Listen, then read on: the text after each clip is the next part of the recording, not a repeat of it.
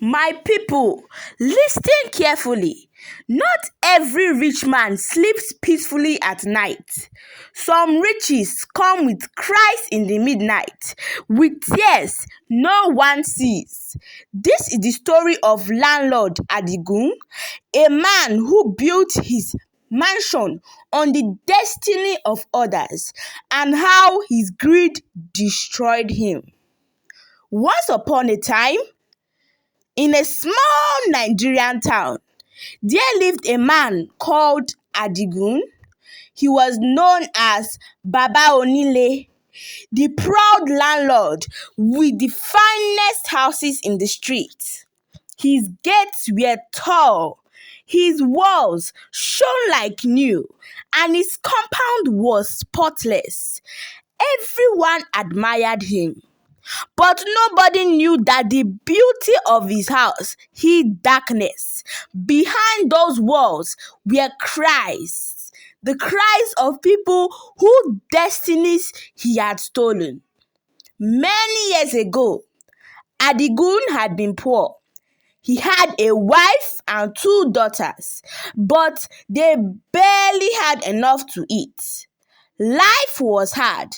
He wandered the streets begging for work, dreaming of a better life.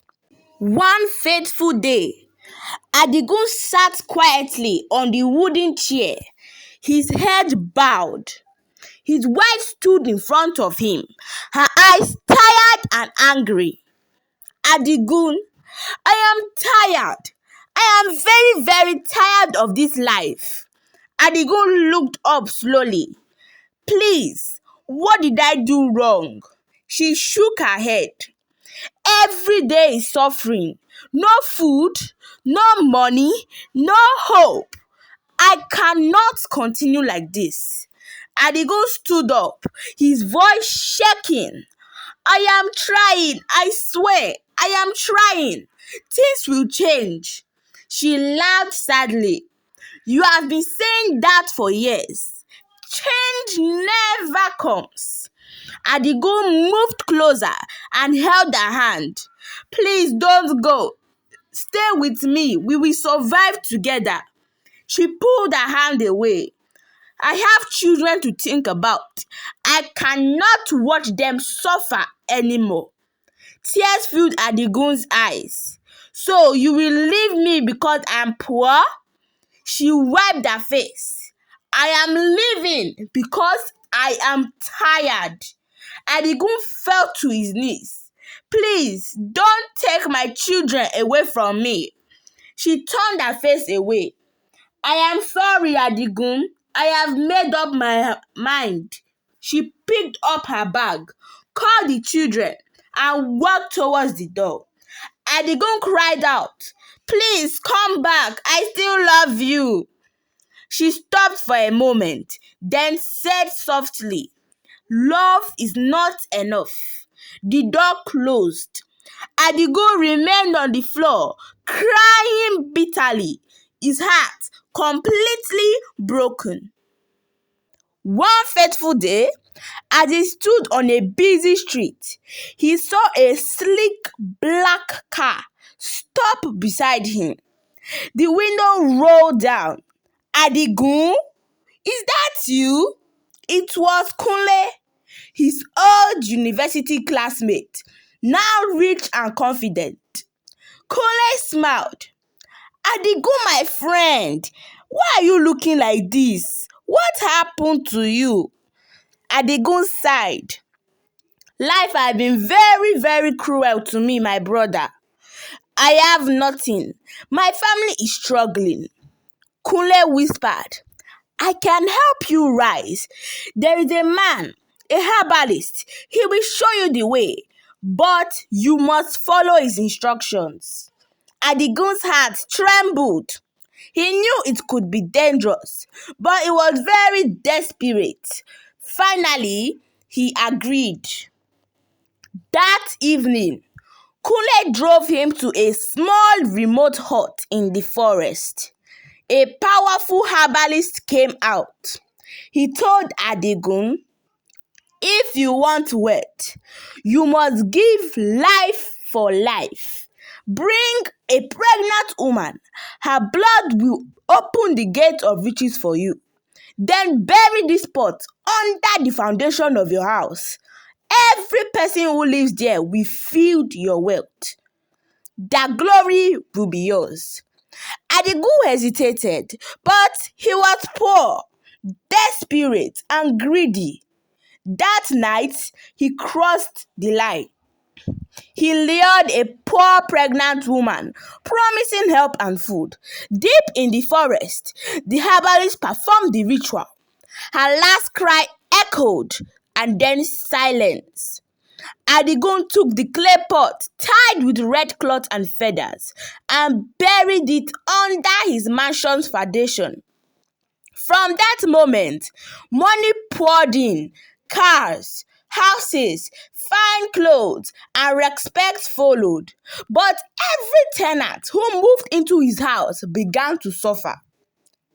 Let me tell you, my people, about the first tenant. Mr. Okoro moved in with his brand new car within days. The engine failed. He sold it to pay for repairs.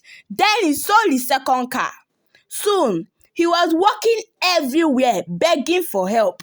Mrs. Afolabi's young child became sick mysteriously.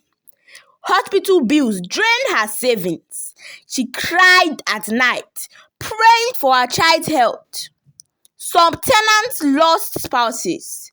Some lost children. Some rich families became poor.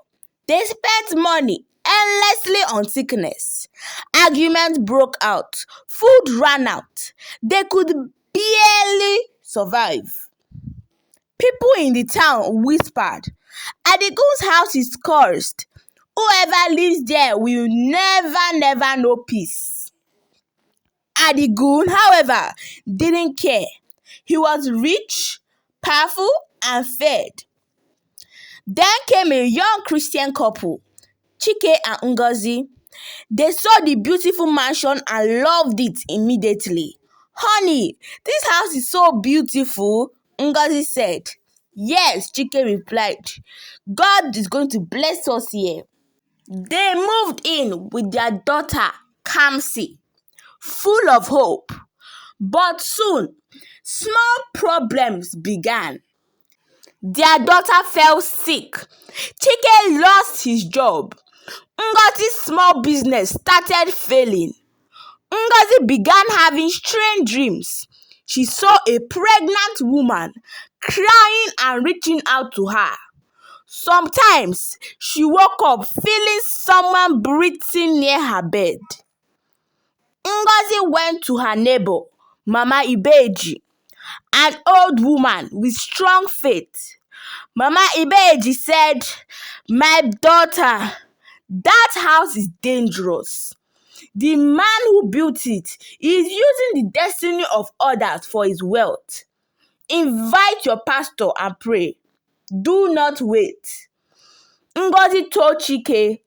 They agreed to call their pastor immediately. The pastor came with church members.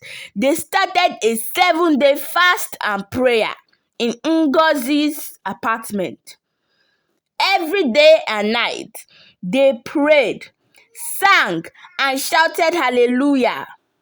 During the prayers, doors shook mysteriously. Strange footsteps echoed. Ngozi saw the face of the pregnant woman who had been sacrificed. Adigun, meanwhile, could not sleep. Nightmares tormented him. The woman appeared in his dreams, whispering, "Return what you took.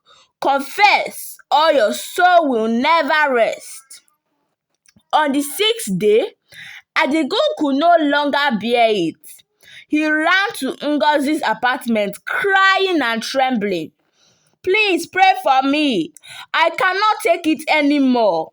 He fell to the floor and confessed, "I used charms. I took the destinies of all tenants. I used their glory to rise. Please forgive me."